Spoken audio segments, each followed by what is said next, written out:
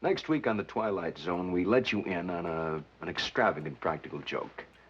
A man who wants to convey an illusion that the world is coming to an end. Remember when television didn't hold your hand? When a half-hour show could mess with your head, question your morals, and still scare the hell out of you, all in black and white? Well, from 1959 to 1964 on CBS, The Twilight Zone wasn't just a TV show. It was a weekly trust fall. Created and hosted by Rod Serling, it took sci-fi, fantasy, and horror and used them to talk about fear, prejudice, greed, and human nature long before television was allowed to do that. Some episodes shocked you, some made you feel uncomfortable, and some didn't really hit until years later, when you realized that they were about you. Today we're going to count down 15 weird facts about the Twilight Zone, from the behind-the-scenes accidents that shaped the show, to the creative risks that almost got it erased, to the subtle details that rewired pop culture forever. And trust us, you won't believe what happens at number 1. So if you love classic TV, late-night reruns, and stories that still hit way too close to home, make sure to like the video, subscribe to the channel, and let's step in to another dimension. Number 15. The show existed because censors were idiots. Before The Twilight Zone, Rod Serling was already a big deal. Emmy wins, critical acclaim. The guy was writing hard-hitting dramas about racism and war and injustice, and audiences loved it. You know who didn't love it? The sponsors. Who's the culprit? Is it the network, the sponsor? It sure is not the FCC. No, it's certainly not the FCC, ideally speaking, of course. It's a combination of culprits in this case, Mike. It's partly network, it's principally agency and sponsor. In many ways, I think it's the audience themselves. In the 1950s, the cigarette companies and appliance manufacturers buying ad time had enormous creative control, and they hated controversy. If Serling's script made anyone uncomfortable, especially customers in certain parts of the country, the sponsor would gut it. Serling hit his breaking point when he wrote a teleplay inspired by the real-life murder of Emmett Till, Which was a story which purported to tell what was the aftermath of the alleged kidnapping in Mississippi of the Till boy, the young Chicago Negro. And I wrote the script using black and white. By the time the network and sponsors finished with it, the victim wasn't black, the setting wasn't the South, and the word lynching had been scrubbed entirely. What started as a searing indictment of racial violence became nothing. A neutered story with no teeth. That's when Serling figured something out. If he set his stories on distant planets, or if he made the villain a robot, or turned prejudice into a supernatural curse, the censors, well, they suddenly stopped paying attention. As Serling put it, a Martian can say things that a Republican or a Democrat can't. Now, aliens and monsters became his camouflage. Network execs thought that they were approving harmless sci-fi nonsense, but Serling was all the while sneaking in sharp critiques of McCarthyism, racism, nuclear paranoia, and everything else that they tried to silence him for in the first place. And the irony? The people trying to shut him down accidentally made him more dangerous. Without those clueless 1950 censors, The Twilight Zone might not have ever existed. We'd probably just remember Rod Serling as the guy who wrote a couple of forgotten stage plays. Next week on the Twilight Zone, Jack Warden, John Dehner, and Jean Marsh appear in a bizarre tale of a man and a woman. I don't understand it either. Thank you and good night.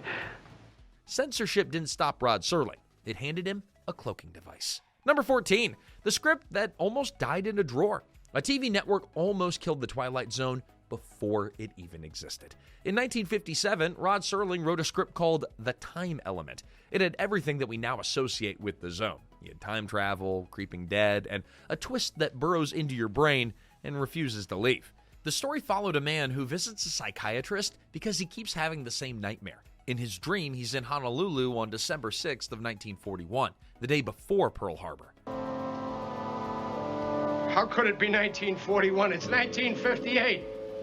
How could it be 1941? It's 1958. 1958. Every night, the dream lasts longer, and the man becomes convinced that it isn't a dream at all. He's traveling back in time, and he's going to die there. CBS executives read it, and they hated it. It was too bleak, too confusing, it was too out there for television audiences. So they did the polite executive thing. They bought the script, they paid out Serling, and then they stuffed it in a drawer. A year later, producer Burt Granite was digging through CBS's dead pile looking for material for Westinghouse Desilu Playhouse. That's when he found Serling's forgotten script. Desi Arnaz, yes, that Desi Arnaz, saw something special. He ignored the network's doubts, and he aired The Time Element on November 24th of 1958. Now, back then, networks judged success by one thing: mail. And after the time element aired, the CBS mailroom got buried. Thousands of letters poured in. Viewers didn't just say that they liked it. They said that it haunted them. They loved the exact twist that executives thought audiences were just too dumb to understand. CBS suddenly realized that they made a massive mistake. The same network that didn't trust audiences to get it was now staring at a hit buried under a mountain of stamped envelopes. Mr. Jensen? Pete. Pete? Are you all right? Oh, sure, I'm all right. Why? Well, this morning you seemed so sure it was another year. They called Rod Serling. They gave him a green light, and the Twilight Zone was born. One script, one drawer, and an audience that refused to be underestimated. Number 13, the narrator nobody wanted, including himself. The scariest thing on television wasn't a monster. It was the guy calmly explaining what you were about to see. When the Twilight Zone was first developed, Rod Serling didn't plan on being the narrator. Antiseptically, rigidly acceptable show. Why, it bore no relationship at all to what we had purported to say initially. He wanted a big, booming, voice of God type. Someone theatrical, someone legendary. They even approached Orson Welles, one of my personal favorites, but the man who once caused a nationwide panic with War of the Worlds. The problem? Well, Welles wanted too much money. Other voice actors sounded too polished, too announcery, too horror movie cheesy. As the deadline for the first season crept closer, other options fell through, and Serling reluctantly offered to try it himself. He didn't see himself as a performer. He thought he looked stiff on camera. And now, Mr. Serling. This may look to you like any dismal, dark, and dingy alley that lies skulking off the myriad shadow places off the main drags. Actually, it's the private domain of leprechauns and elves and supplies the locale of next week's Twilight Zone. He thought his voice sounded too clipped, but there was no one else. So Serling stepped in front of the camera and didn't act at all. He just stood there, sometimes leaned against a set piece, looking straight into the lens, calm, detached, like a weary journalist who already knew how the story was going to end and felt a little sorry for you anyway. That cool noir presence became inseparable from the show. And then there was the cigarette. It wasn't a prop. It was actually an organ. Serling was a legendary chain smoker, and in many of those intros, the cigarette is right there, smoke curling into the frame as he explains that you've just crossed over into another dimension. That sandpaper rasp in his voice, well, that wasn't acting, that was just the nicotine. In season 1, Serling mostly narrated off-screen, but his on-camera role expanded as the series continued, and audiences loved it. The man who thought he didn't belong on camera became the face of the Twilight Zone. Number 12, the theme song you know wasn't the original. The Twilight Zone didn't always sound like the Twilight Zone. For the first season, Rod Serling went high alert. He hired Bernard Herrmann, Alfred Hitchcock's go-to composer, and the man behind the screaming violins in Psycho. You know it. Wee, wee, wee. Yeah, that one.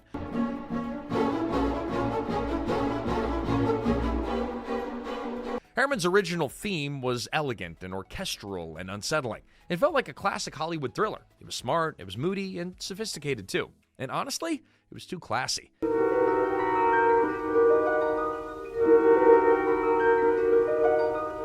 It didn't stick in your head, it didn't make your skin crawl, and it definitely didn't sound like something that you hum on a playground when something weird happened. When season 2 rolled around, the producers wanted something a bit stranger, something edgier, something that sounded less like a film score and more like pure anxiety. So they turned to French composer Marius Constant, and here's the twist. Constant didn't actually write the Twilight Zone theme as a song. He'd recorded a bunch of short experimental music cues for a library. The producers grabbed 2 of them, Étrange 3 and Milieu 2, and literally stitched them together. 4 eerie guitar notes, a nervous bongo beat. It was experimental. It was almost alien instrumentation. It wasn't polished. It was quite jagged, and it was perfect.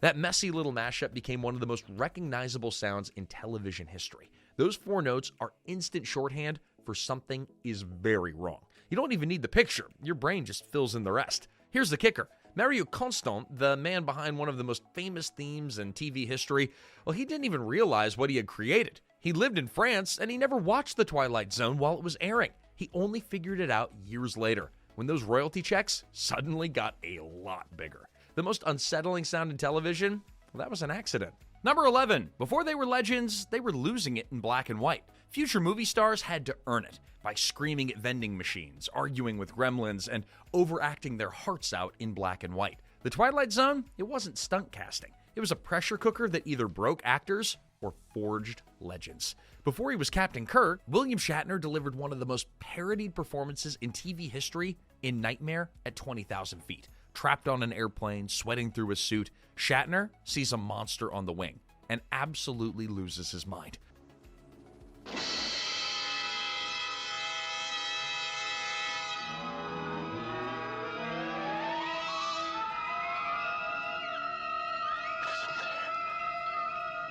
And that wasn't even his first breakdown. In Nick of Time, he's obsessed with a fortune-telling napkin dispenser.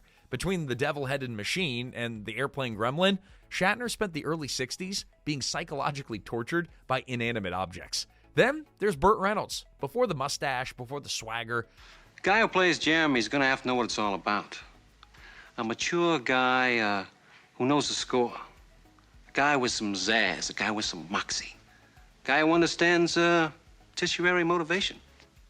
In The Bard, Reynolds plays an actor doing a painfully accurate parody of Marlon Brando's method acting style. The mumbling, the slouching, the t-shirt, proof that even then, Burt had that unmistakable wink. Robert Redford played Death in Nothing in the Dark. Calm, kind, radiant. The episode flips expectations completely. Redford sells it so effortlessly that it remains one of the most emotional episodes of the series. And Burgess Meredith appeared in 4 episodes, more than any other lead actor, including Time Enough at Last and The Obsolete Man.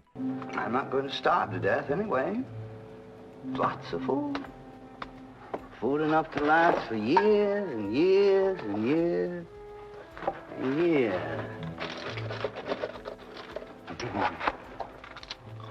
He became Serling's go-to everyman, thoughtful, fragile, and usually crushed by the universe. And one last twist. While Meredith holds the record for most starring roles, the actual most seen face in The Twilight Zone might belong to Robert McCord, who appeared in dozens of episodes as background characters and extras. He's the show's unofficial Where's Waldo, and once you notice him, well, you can't stop spotting him. The Twilight Zone didn't just launch careers, it really stress-tested them. Number 10, The 8-Day Miracle. Now, television production schedules in the early 60s were intense, but The Twilight Zone operated on another level entirely. Isn't Mr. Schwimmer coming? Yes, Mr. Schwimmer is coming. He'll be here at 8 o'clock. Good. Most prestige dramas took 10 to 12 days just to film a single episode. Rod Serling didn't have that luxury, though. A typical Twilight Zone episode went from idea to finished broadcast in about 8 days total. Pre-production, 1 or 2 days. Filming, 3 to 5 days of brutal 12 to 14-hour shoots. Post-production, a day or two of frantic editing, scoring, and Serling's iconic narration, often happening simultaneously. This wasn't a marathon. It was a series of weekly sprints. And because Serling was writing nearly 2/3 of the episodes himself, scripts often arrived just in time. Guest stars would show up on very short notice, sometimes the day of filming, and were just handed a script packed with dense philosophical monologues. What? What are you looking at? Bob?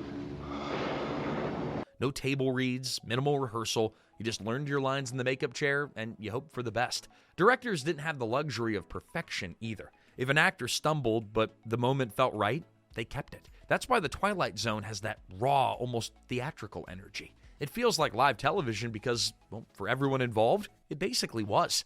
Meanwhile, the editors were fighting their own war. Film was physically cut and taped together. If a shot didn't work, they couldn't reshoot. It was already gone. They relied on clever cutaways, sound design, and sheer ingenuity to save scenes during marathon shifts. Here's the wild part.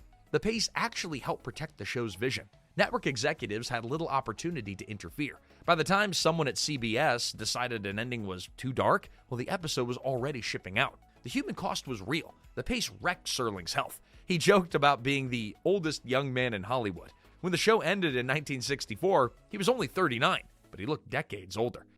And now, Mr. Serling. Next on Twilight Zone, an eminent performer of stage and screen, Mr. Richard Bayside, in an oddball excursion that we call Probe 7, Over and Out.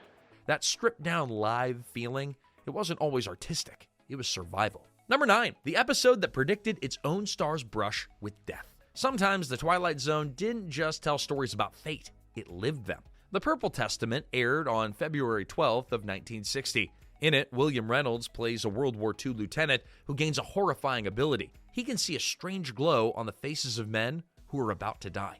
12 wounded, 4 dead. All in 2.5 hours. 12 wounded, 4 dead. And eventually, that glow appears on his own face, staring back at him in a mirror. Now, the episode doesn't show his death. You hear a distant explosion. Your imagination does the rest. Rod Serling understood that what you don't see is always worse. People, cars, houses, the works.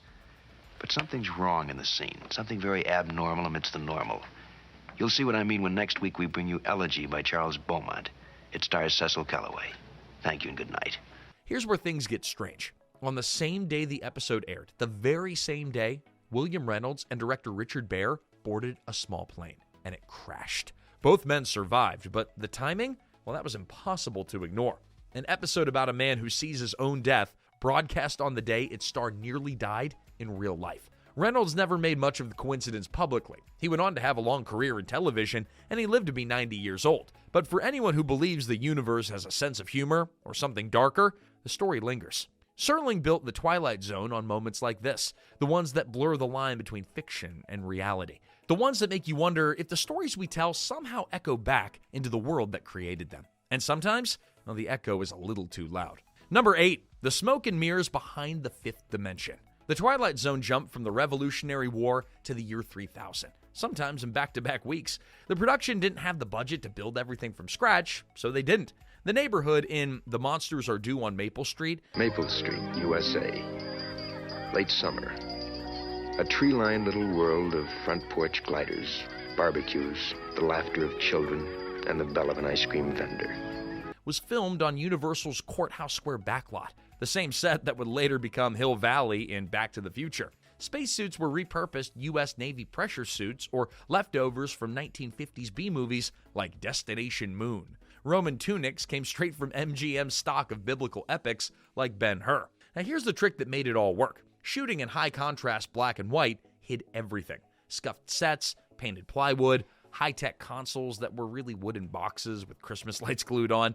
Cinematographers like George T. Clemens lit those borrowed sets like film noir masterpieces. And the result? A $50,000 TV episode that looked like $1 million movie. And then, CBS almost ruined it. In 1960, the network decided that the show was too expensive. So their solution? Videotape. The same technology used for game shows and the evening news. 6 episodes got the treatment, including Night of the Meek, the Art Carney Santa Claus episode. Ma'am? Now you get up on your throne and see if you can keep from disillusioning a lot of kids that not only isn't there a Santa Claus, but the one in this store happens to be a wino who'd be more at home playing Rudolph the Red-Nosed Reindeer. Now get with it, Santa Claus! The moment that those episodes aired, well, the spell broke. Film had depth, shadows, texture. Videotape had none of that. Everything was brightly lit, it was flat, harsh. Ugh. Instead of a nightmare, it looked like a daytime soap. The Twilight Zone didn't feel like the fifth dimension anymore. It felt like local access television. The experiment was so disliked that CBS quietly switched back to film and never tried it again. For years, those videotaped episodes were even excluded from syndication because they didn't match the rest of the series. Even as kids flipping channels at 2 a.m., we could feel it. The videotape episodes didn't feel like reruns, they just felt like imposters.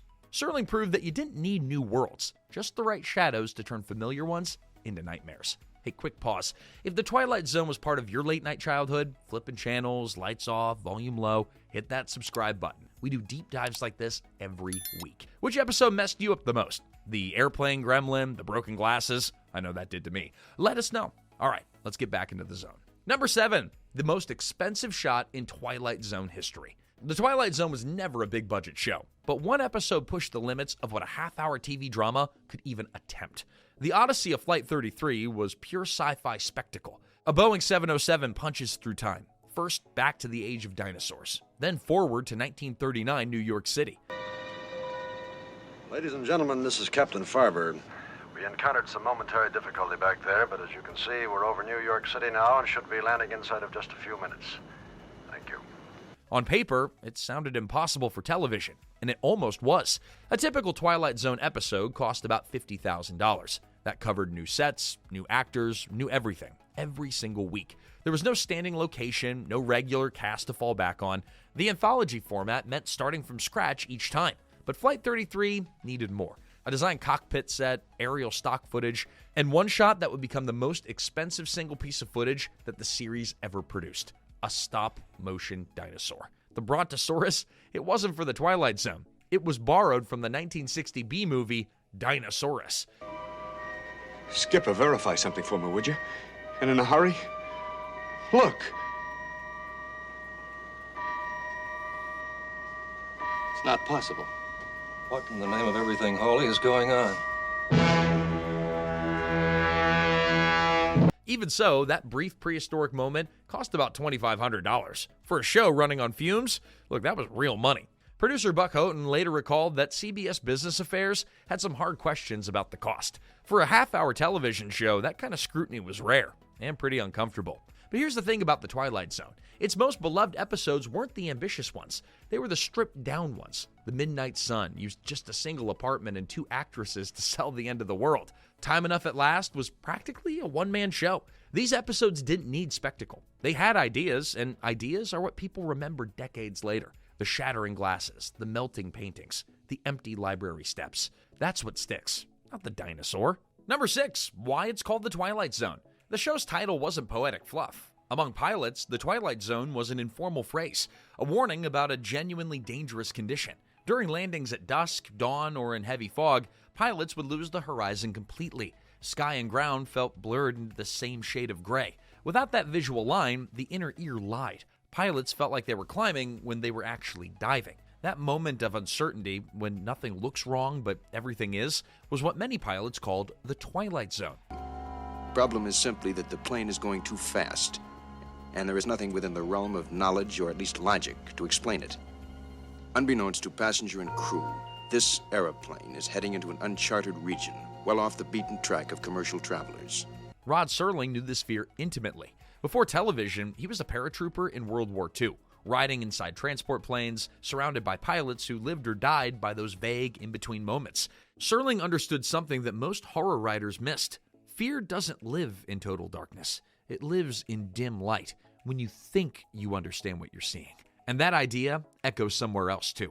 In oceanography, there's a region called the mesopelagic layer, between 200 and 1,000 meters deep. It's a world of permanent twilight. No sunlight strong enough for plants, but not complete darkness either. The creatures that live there have massive eyes, glowing bodies, and shapes that just feel wrong. Sound familiar? Well, it's the same space that Serling explored every week, a place where the rules of the surface world stop working, and strange things arrive in the gloom. Early on, Serling experimented with variations like the Zone of Twilight, before landing on the name that stuck. But the Twilight Zone won because it sounded both scientific and poetic, authoritative yet mysterious. It is the middle ground between light and shadow, between science and superstition, and it lies between the pit of man's fears and the summit of his knowledge. This is the dimension of imagination. It is an area which we call the Twilight Zone. By borrowing a term from aviation, Serling made the supernatural feel like just another branch of physics that we hadn't figured out yet. And somewhere along the way, the phrase escaped the show entirely. It became a cultural shorthand. When something made no sense, well, you didn't say, "That's weird." You hummed the 4-note theme. Din, din, din, din, din, din, din, din. Number 5, the art film heist that won an Oscar. One episode aired and you thought, did I accidentally change the channel, or did TV just get smarter than me? In 1964, The Twilight Zone pulled off one of the boldest moves in television history. The ingredients, an American destroyer, the Pacific Ocean, and the ghostly sound of hammering from 30 fathoms below. They add up to a strange tale of the bizarre and nightmarish. Mike Kellen and Simon Oakland star in a very different kind of Twilight Zone, which we call the 30-fathom grave. Instead of producing an original episode, they licensed a French short film. Director Robert Enrico had already made the perfect adaptation of Ambrose Bierce's 1890 story, An Occurrence at Owl Creek Bridge, for a fraction of what it cost to produce an original episode. CBS acquired the rights. No actors to cast, no sets to build, no locations to scout. It was essentially turnkey television. All they had to do was zonify it. Add Rod Serling delivering his iconic opening and closing narrations, and that was it. The rest, it stayed untouched. And when it aired, the difference was impossible to miss. This wasn't shot like a TV episode. It flowed like a dream. The camera moved with a fluid cinematic grace that made standard television look stiff and artificial by comparison. It felt less like a broadcast and more like a memory that you weren't sure was yours. There was almost no dialogue, no speeches, no moral spelled out for you. Instead, you got wind in the trees, footsteps, birds, breathing, silence doing most of the work. Heavy. Heavy. Heavy. For viewers used to Serling's eloquent monologues, it felt shockingly experimental. And then came the ending, the revelation, that the entire desperate escape unfolded in the split second before the character's death, hit like a punch to the chest. But here's the thing. The film had already won the Academy Award for Best Live-Action Short Film before The Twilight Zone ever aired it. Because the licensing was limited, it wasn't widely seen in syndication for years. It became the ultimate ghost episode, folklore that older siblings swore that they'd seen, but you can never catch yourself. And there's a final twist worthy of Rod Serling. The only Twilight Zone episode connected to an Academy Award was the one that he didn't write.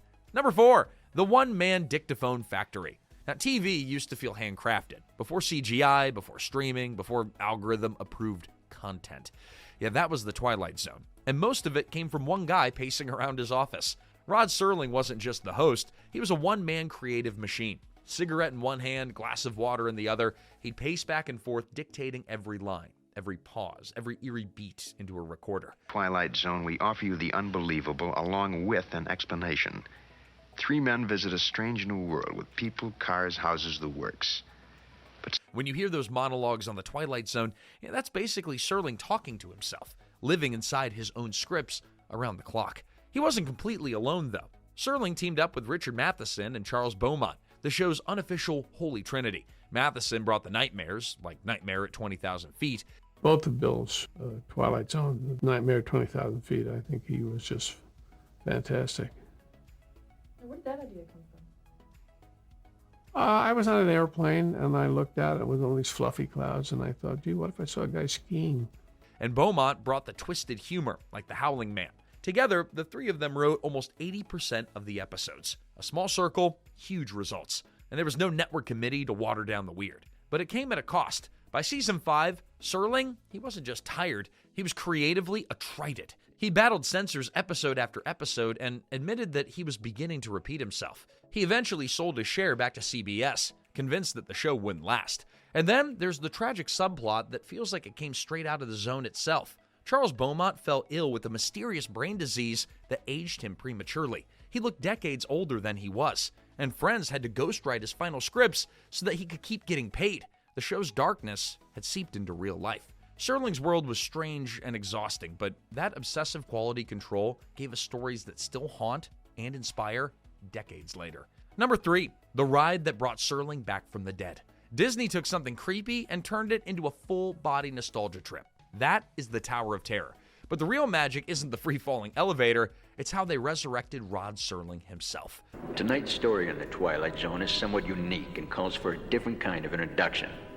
This, as you may recognize, is a maintenance service elevator, still in operation, waiting for you. In the pre-show, you hear Serling's voice introducing the story. But here's the thing, some of it isn't him.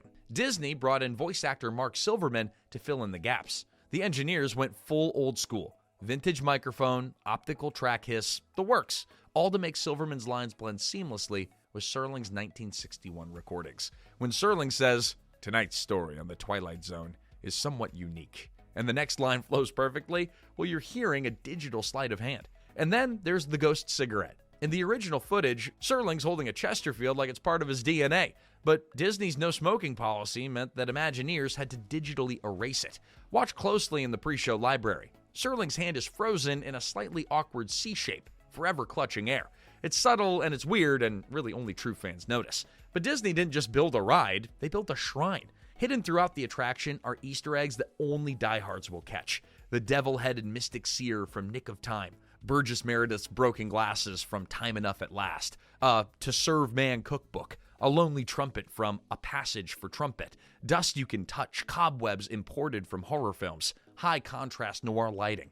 You're not riding an elevator, you're walking into a black and white TV set. Disney didn't build a hotel attraction, they built a Twilight Zone museum that drops you 13 stories. Number 2, Rod Serling's $1 million oops. TV used to be disposable. Back in 1964, nobody thought shows were meant to last. Once an episode aired, and maybe you got one rerun, it was basically trash. That was the world that Rod Serling was living in when The Twilight Zone wrapped after 5 grueling seasons. I read it and didn't realize it was about me. I'm not depressed. I don't have that massive an ego that I run around preoccupied with myself. I'm particularly sorry you brought it up, Dick, because I've been fascinated by what's been said here this evening.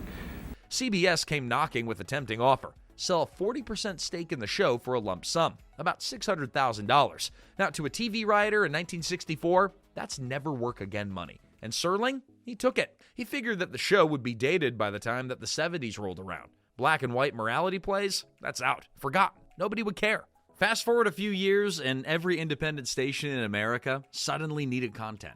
Enter The Twilight Zone, the eternal syndication superstar. Paranoia, greed, fear. Turns out those never go out of style. Serling's stories played out over and over, night after night, year after year. Now here's the twist. If he had kept that 40% stake, his estate would have almost certainly have pulled in hundreds of millions in royalties over the next 6 decades. Instead, Serling spent the rest of his life working, writing, teaching, hosting Night Gallery. Not really. They say it's Rod Serling's Night Gallery, and it isn't really Rod Serling's Night Gallery. It's somebody else's. And I only write a few of the scripts, and I front the show.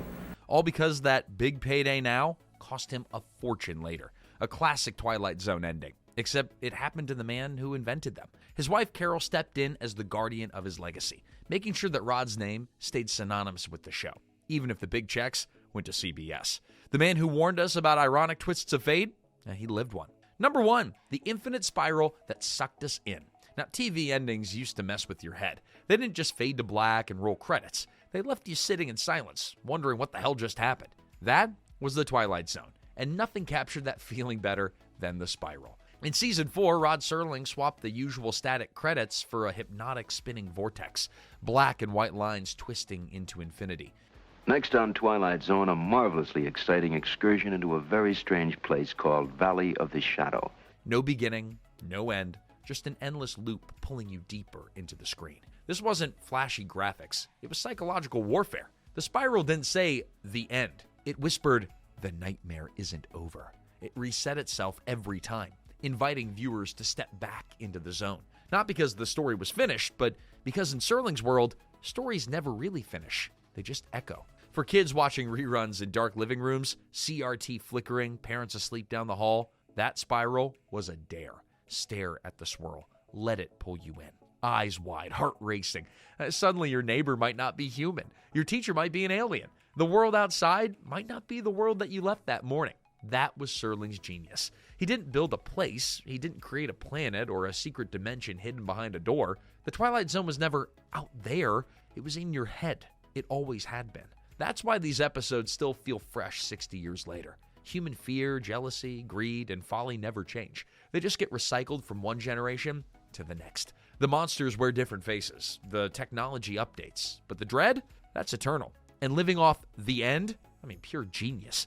Most shows wrap up neat and tidy. Lesson learned, problem solved, right? Fade to black. But the Twilight Zone refused to let you off the hook. The moral didn't vanish with the credits. It landed squarely on you. Suddenly, you weren't just watching a story, you were living in the aftermath of one. The verdict? It's always yours. That spiral is still spinning. And somewhere right now, a teenager is discovering this show for the first time. Maybe on a streaming service, maybe on a dusty DVD from their parents' collection, but they're about to watch Time Enough at Last, or The Monsters Are Due on Maple Street, and they're going to feel that same chill that we felt decades ago. Because the zone, it doesn't age. It doesn't expire. It just waits. And once you've entered, you never really leave. Welcome to the Twilight Zone.